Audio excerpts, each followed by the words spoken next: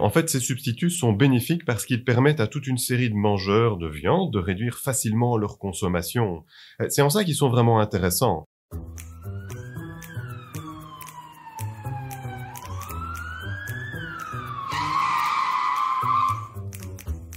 Bienvenue dans Éco-Conso et vous, le podcast qui met des idées vertes dans vos oreilles et dans votre quotidien. Cette saison, on fait la lumière sur des affaires ambiguës. Chaque mois, on se penche sur un objet qui se dit écolo. Le suspect du mois, le burger végétarien. Alors, écolo ou pas ? Entre bonnes intentions et greenwashing, se pourrait-il qu'il cache bien son jeu ? Me raconte pas de salade, objet numéro 3. C'est parti pour l'enquête. C'était sympa le barbecue avec les collègues hier. Oui, c'est vrai. T'as goûté les burgers végés ? Ah non, je suis resté sur les brochettes de légumes, qui étaient très bonnes. Les imitations de viande, je trouve ça quand même un peu bizarre. Chipolata sans viande, c'était vraiment surprenant.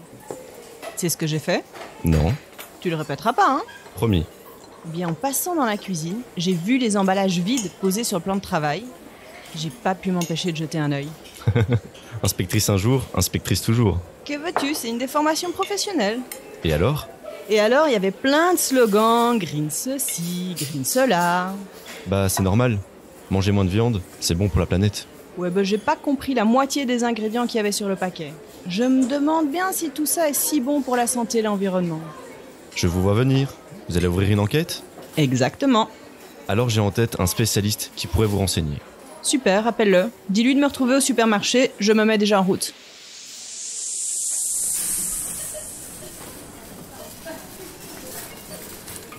Bonjour. Ah, bonjour Renaud. On s'était déjà rencontrés pour l'enquête sur le tote bag, non ? Vous y connaissez aussi un burger végétarien ? Oui, en fait, je m'occupe notamment des questions d'alimentation durable chez Éco-Conso. C'est parfait. Pourriez-vous m'aider à décoder ce rayon ? Vous avez vu cette taille ?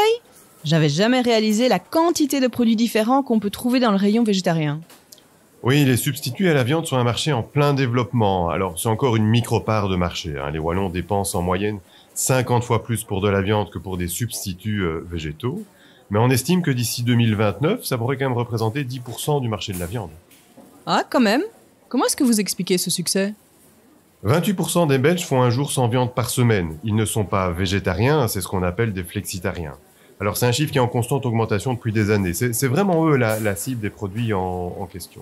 Alors le gros avantage aussi des fausses viandes, c'est qu'on ne doit pas trop se poser de questions quelque part. On ne doit pas remettre en question sa façon de cuisiner. On remplace juste le haché de sa bolognaise, les nuggets que les enfants adorent, ou le hamburger dans son burger maison. Donc c'est facile, c'est pratique, c'est rapide, et puis les études montrent qu'on aime retrouver ce qu'on connaît.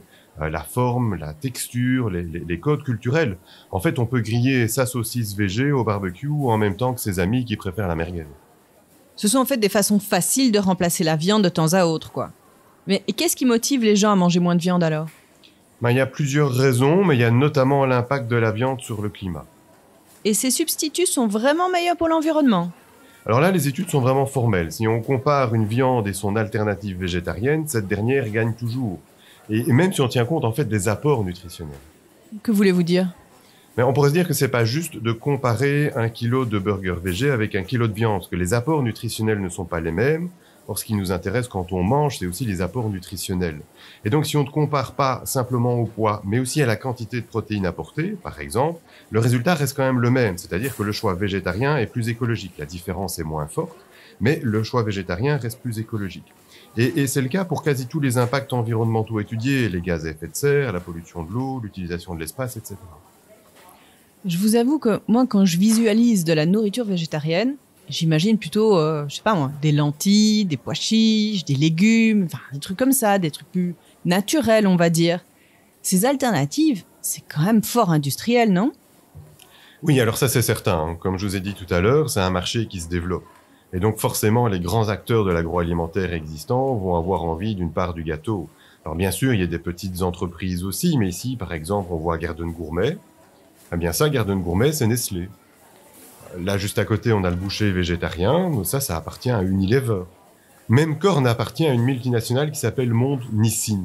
On en trouve bien plein d'autres. Comme ça, on trouve aussi Kraft, Maple Leaf Foods, etc. Et vous me dites que tout ça, là, c'est écologique. Écologique, c'est un bien grand mot. Ici, on le voit dans les chiffres. Consommer des végétaux directement entraîne moins d'impact sur l'environnement que de nourrir des animaux pour les manger ensuite. Alors évidemment, la réalité est plus subtile. Un élevage, ce n'est pas juste que de la viande, c'est aussi des produits laitiers, c'est aussi des œufs. Des élevages locaux extensifs, ce qui est le contraire d'intensif, peuvent aussi avoir des bénéfices pour le maintien des paysages, des prairies, fournir des engrais naturels pour les cultures aussi simplement. Mais la conclusion reste toutefois que le végétal a moins d'impact que l'animal. Donc manger moins de viande est donc mieux d'un point de vue environnemental. Et quand on en mange, justement, on fait le choix de prendre une viande de qualité et ça a vraiment tout son sens ici. Donc en fait, manger végétarien ou flexitarien, comme vous dites, donc moins de viande, c'est bon pour l'environnement. Mais on n'est pas obligé de manger des fausses viandes. Tout à fait. En fait, ces substituts sont bénéfiques parce qu'ils permettent à toute une série de mangeurs de viande de réduire facilement leur consommation. C'est en ça qu'ils sont vraiment intéressants. En fait, c'est vrai, ils voudraient clairement mieux cuisiner soi-même des plats végétariens à base de légumes, de légumineuses, etc. Ce serait bien meilleur pour la santé, notamment. Pourtant, les personnes qui consomment ces substituts le font aussi par souci de santé. Ah bon ? Eh bien, la viande rouge et les produits carnés transformés sont régulièrement pointés du doigt. Ils favorisent certains types de cancers ainsi que des maladies cardiovasculaires et le diabète de type 2. En fait, on consomme trop de viande d'un point de vue santé et en particulier trop de viande rouge et transformée. Donc, encore une fois, les burgers végés aident à réduire cette consommation de viande.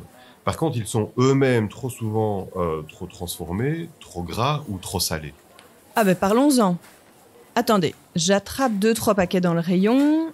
Vous voulez bien m'aider à décoder ces étiquettes ?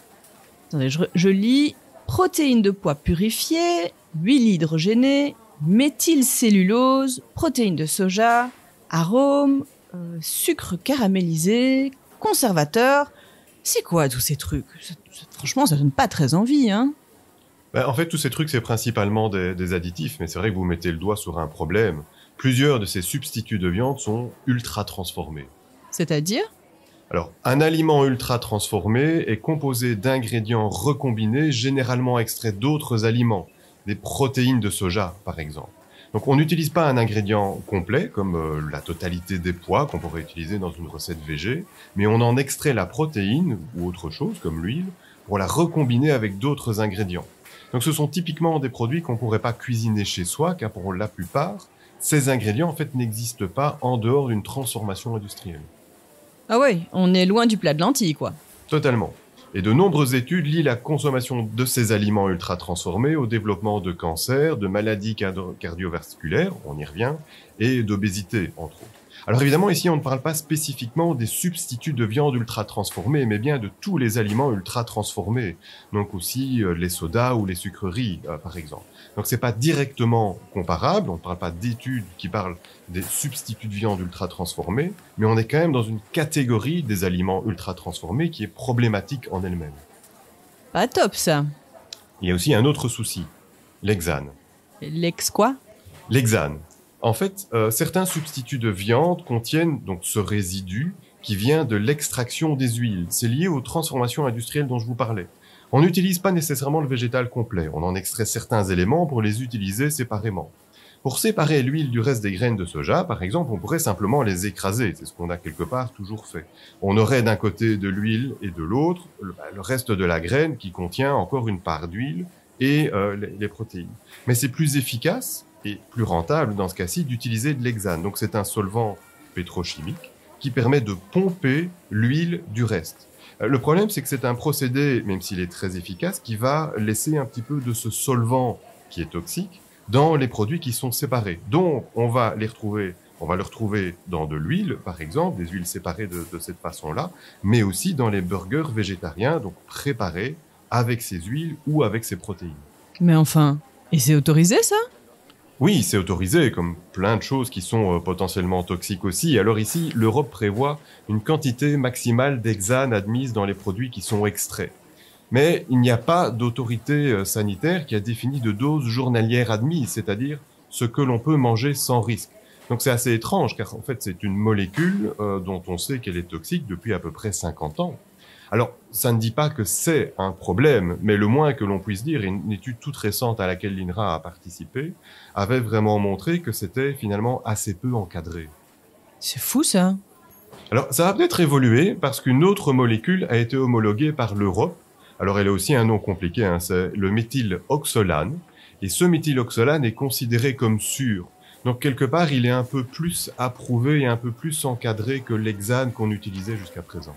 Et est-ce qu'on peut savoir si un produit contient de l'hexane? En fait, on ne peut pas le savoir parce qu'il n'y a pas d'obligation de mentionner comment, dans ce cas-ci, le burger ou le substitut a été préparé. Donc, on ne sait pas si de l'hexane intervient dans la préparation. C'est pas considéré comme un ingrédient, donc il n'y a pas cette obligation d'affichage. Mais heureusement, tous les burgers végés ne contiennent pas d'hexane. Ok, ça c'est une bonne nouvelle. Mais est-ce qu'il y a d'autres mauvaises surprises? Oui, parce qu'en fait, quand on parle de produits ultra transformés, ce sont souvent des produits qui ont une longue liste d'ingrédients, parce qu'en fait, il faut recomposer un produit à partir de tous ces éléments qui ont été extraits, tous ces éléments simples quelque part. Donc souvent, pour que ça forme quelque chose, on ajoute des additifs comme des colorants, des épaississants, des émulsifiants. On va aussi souvent ajouter du sucre, du sel, par exemple. Regardez ce paquet-ci, par exemple. Attendez, je mets mes lunettes. Alors, pour 100 grammes de produit, acide gras saturé 9,3 grammes et le sel c'est 1,1 gramme. Oh, qu'est-ce que je dois comprendre? C'est beaucoup? Eh bien, en fait, c'est là tout l'intérêt en fait de ces valeurs nutritionnelles, c'est qu'ici, vous savez que c'est 9,3 grammes, mais en fait, quand on calcule le pourcentage journalier recommandé pour ces acides gras saturés, en fait, ça fait 46% pour 100 grammes de produit. Pour le sel, vous avez mentionné 1,1 gramme. Quand on calcule le pourcentage, ça fait 18%. Voilà, quand même, hein? Ben, ça commence effectivement à faire beaucoup. D'autant qu'ici, c'est pour 100 grammes de produit, mais le burger en question, il fait 110 grammes. Donc ça veut dire qu'il faut encore rajouter 10% quelque part à toutes ces valeurs. Juste pour une part, ou juste pour un burger végétarien, en fait. Voilà, c'est ça, juste pour un burger végétarien, et pas tout le reste qui va éventuellement avec quand vous allez le préparer. En fait, Testacha a analysé 53 de ces substituts de viande, et Testacha en a recalé plus de la moitié. Pourquoi? Parce qu'il y avait trop de sel, trop peu de protéines ou trop de graisse. Bon, donc, si je résume, les substituts à la viande sont écologiques, mais c'est plus parce qu'ils facilitent une moindre consommation de viande. Parce que les produits en eux-mêmes ne sont pas vraiment des aliments très très sains. Attention, il ne faut pas mettre tous les burgers végétariens dans le même panier. Il y a steak végé et steak végé. Ah? On trouve sur le marché aussi des préparations végétariennes locales, des burgers végés, mais faits avec des ingrédients locaux et avec une composition qui est tout à fait simple, comme on pourrait le faire à la maison, quelque part. Qu'est-ce qu'on choisit alors? Déjà, on peut se méfier de ces burgers végés qui cherchent à imiter la viande. C'est ceux justement qui ont souvent le plus d'additifs. Est-ce qu'on a vraiment besoin de jus de betterave qui coule à la cuisson pour imiter le sang? D'autant que, personnellement, j'ai jamais vraiment goûté de ces alternatives à la viande qui cherchent vraiment à imiter la viande, qui ressemblent vraiment à de la viande. En fait, tout au plus, ça s'approche de certaines préparations de viande déjà très transformées elles-mêmes et en général dans les meilleurs marchés et celles qui sont les moins intéressantes. En fait, il n'y a pas de secret. Si on veut vraiment faire le meilleur choix et différencier les options qui s'offrent à nous, il faut lire l'étiquette. Prenez celui-ci, par exemple. On va regarder la liste des ingrédients. Et donc, dans celui-ci, on a seulement des légumes, des flocons d'avoine, de l'œuf, du fromage, des graines de tournesol, des épices et du sel. Rien qui est difficile à comprendre, on n'a pas ici de méthylcellulose, par exemple. Il n'y a rien de problématique dans ces différents ingrédients. Après, ça goûte pas la viande, pas du tout. Mais c'est une façon rapide et facile de se cuisiner quelque chose à manger qui est sans viande. Ouais, c'est bon à savoir qu'on peut tout de même trouver des alternatives intéressantes. Oui, il y a des alternatives bio également dans tous ces substituts à la viande. On peut aussi simplement faire ses propres préparations maison, que ce soit des plats végétariens de manière globale, dalle de lentilles par exemple, ou bien tout simplement faire aussi ses propres burgers végés, ses propres boulettes végétariennes. On maîtrise beaucoup mieux évidemment la composition, on sale moins, on peut aussi choisir évidemment ses ingrédients, donc on va les choisir locaux, de saison, bio. C'est aussi beaucoup plus économique que d'acheter des burgers végétariens du commerce. Parce qu'en fait, ces burgers végétariens du commerce, quand vous regardez le prix au kilo, on est généralement entre 8 pour les moins chers à plus de 30 € du kilo pour les plus chers, mais avec une grande majorité de choix autour des 20-25 euros, c'est-à-dire au prix de la viande, voire plus cher que de la viande dans certains cas. Donc autant dire que préparer soi-même des boulettes de pois chiches et de légumes, ça revient beaucoup moins cher et c'est pas très compliqué à faire non plus. Ouais, c'est pas mal ça aussi. Surtout quand on compte un petit peu son budget comme moi. Et puis le fait de choisir soi-même ses ingrédients, ça permet aussi de réduire les emballages. Que des avantages quoi. Sauf que bon, ça prend quand même un peu plus de temps, hein. Oui, alors c'est sûr que des burgers végétariens tout prêts, ça reste une façon facile et pratique de manger moins de viande quand on n'a pas trop le temps de cuisiner. On va juste éviter de consommer ce type de produits au quotidien, surtout ceux qui ont une composition qui est pas terrible. Ça me semble un bon mot de la fin. Je vous remercie beaucoup pour toutes ces infos. Je crois que je vais me laisser tenter par ce petit burger qui avait une bonne composition là. Ce sera pour ce soir. Le temps de taper mon rapport, je risque de rentrer tard. Bon appétit alors. Merci. Ah, vous voilà. Alors, il était bien mon expert? Vous y voyez plus clair? Oui. Les substituts à la viande ont moins d'impact sur l'environnement que la viande elle-même, c'est certain. Ils sont bien écologiques alors. On classe l'affaire? Pas si vite. Le problème, c'est côté santé. Ah. Mais oui, parce que beaucoup de ces substituts de viande sont trop gras, trop salés, trop transformés. C'est clair qu'il vaut mieux ne pas manger ça tous les jours. L'idéal, c'est quand même de cuisiner maison, que ce soit des burgers végés ou tout simplement des plats végétariens. Mais bon, en dépannage de temps à autre, c'est pratique, et puis on peut aussi bien les choisir. Faut pas mettre tous les steaks végés dans le même panier. Ah, vous me direz quelle marque prendre alors? Ah, plus qu'une marque, ce qui compte, c'est la composition. Il faut lire l'étiquette. Mais il est tard, je vais pas te bassiner avec ça, tu n'auras qu'à lire mon rapport. Je le mettrai sur ecoconso.be/salade. On ferme la boutique alors? Ouais. En plus, j'ai faim. J'ai ramené un petit burger végé qui a l'air bien sympa. Si t'as le temps, viens à la maison, je te ferai goûter ça. Allez, c'est parti, chef. Comme pour le tote bag en coton et la voiture électrique, que nous avons décodé dans nos précédentes enquêtes, on peut utiliser la méthode éco pour y voir plus clair et mieux consommer. Comme étudier ses besoins. Est-ce que j'ai besoin de fausse viande? Est-ce qu'il y a des alternatives plus durables? Par exemple, je pourrais cuisiner un plat végétarien à partir d'ingrédients non transformés, comme des légumes, des légumineuses, etc. C, comme choisir la version la plus durable du produit. Si j'opte pour un burger végé prêt à l'emploi, je vérifie l'étiquette. Est-ce que la liste des ingrédients est compréhensible et pas trop longue? Est-ce qu'il n'est pas trop gras ou trop salé? Est-ce qu'il est bio ou fait localement? Dans certains magasins bio ou zéro déchet, on en trouve aussi en vrac ou en emballage réutilisable. O comme optimiser son utilisation. Pour le burger végé, cet aspect est assez simple. On le consomme à temps pour ne pas gaspiller et on met l'emballage au recyclage. La méthode éco dans son intégralité, ainsi que toutes les enquêtes de la campagne Me raconte pas de salade, sont disponibles sur ecoconso.be/salade. Suivez-nous aussi sur Facebook, Instagram et Twitter. On vous donne rendez-vous le mois prochain pour mettre un nouvel objet sur le grill. D'ici là, on compte sur vous pour mettre du vert dans votre quotidien. Éco-conso-vous, un podcast qui met les objets écolos à l'interrogatoire pour vous aider à faire le bon choix. Vous avez apprécié cette enquête? Abonnez-vous au podcast sur votre plateforme d'écoute préférée et donnez-lui 5 étoiles sur Spotify. Avec le soutien de la Fédération Wallonie-Bruxelles et de la Wallonie.